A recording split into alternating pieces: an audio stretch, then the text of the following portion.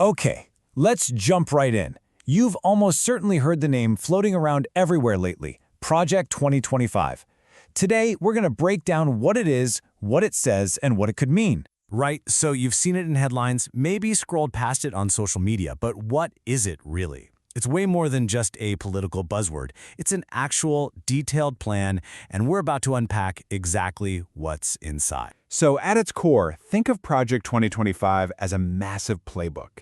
It was put together by the Conservative Heritage Foundation, and it's basically a ready-to-go roadmap for the first 180 days of a new conservative presidency.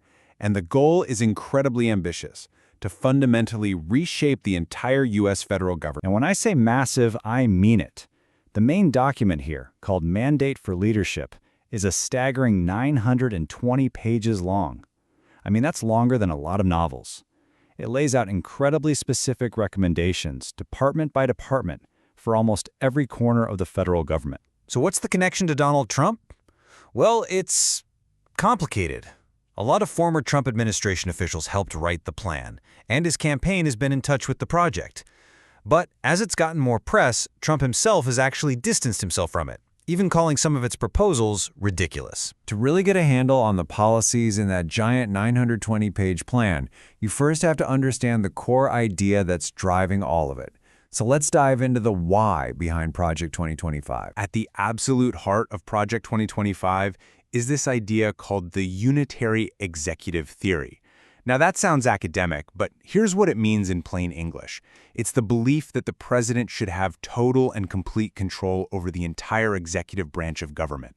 This would, of course, dramatically ramp up presidential power and really weaken Congress's ability to act as a check and balance. So how would you actually put a theory like that into practice? Well, the plan lays out a pretty clear path. It all starts with people, replacing tens of thousands of professional, merit-based civil servants with political appointees who are loyal to the president.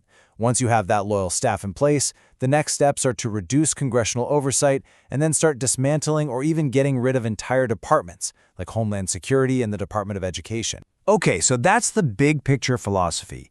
Now let's zoom in on the how. The nitty-gritty, specific policies that Project 2025 actually wants to put into place across the country. On the economic front, the proposals call for cutting taxes on corporations and on capital gains, and they also suggest cuts to Medicare and Medicaid. For American workers, the plan proposes making it tougher for unions to organize and getting rid of rules like the Davis-Bacon Act, which, sets minimum wage standards on federal construction jobs. The agenda on social and cultural issues is just as far-reaching. The plan talks about using federal power to restrict abortion access, and that includes going after the FDA's approval of the pill mifepristone.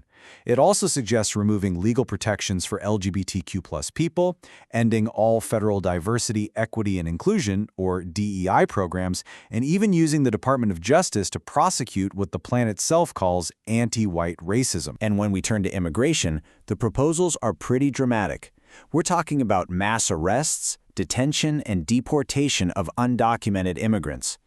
It also calls for using the active-duty U.S. military for domestic immigration enforcement, and ending the policy that limits arrests in what are called sensitive locations, like schools and churches. All right, so we've gone through the philosophy and the specific policies. That brings us to the real question, right? The so what? What would all of this actually mean for the country? Let's take a look at what the analyses say the potential impacts could be. Let's start with jobs. One analysis projects that if certain programs from the American Rescue Plan get cut, which the project suggests, it could lead to the loss of 220,000 jobs nationwide. And it's not just about losing jobs, it's also about pay. A different analysis looked at the labor policies and found that if the overtime rules are changed as proposed, it could strip 4.3 million American workers of their eligibility for overtime pay. But the potential impacts go even wider. Critics argue that cutting social safety nets like SNAP and Medicaid could lead to a rise in poverty. Environmentally, the plan pushes for rolling back regulations, opening public lands to drilling, and repealing the Inflation Reduction Act. And in healthcare, it has its sights set on repealing the Affordable Care Act. But how might these huge, high-level policies affect just one person on the ground? Well, an analysis from the ACLU paints a pretty vivid picture. Imagine a high school English teacher who builds a curriculum using diverse authors.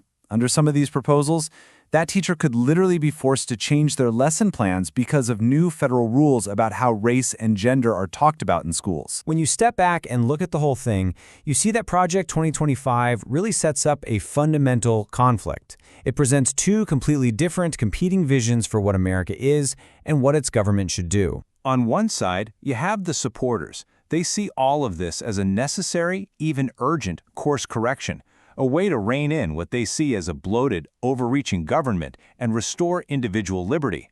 But on the other side, you have the critics. They look at this same plan and see a dangerous blueprint for authoritarianism, one that concentrates power, chips away at democratic norms, and would harm civil liberties. But could a plan this big, this sweeping, actually be implemented? The sources we've looked at point to some major roadblocks. Legally, a lot of these proposals would almost certainly end up in court facing constitutional challenges. Politically, you'd see intense opposition. And just on a practical level, trying to make changes on this scale would be a bureaucratic nightmare. And really, it all boils down to this one fundamental question that Project 2025 forces us to ask.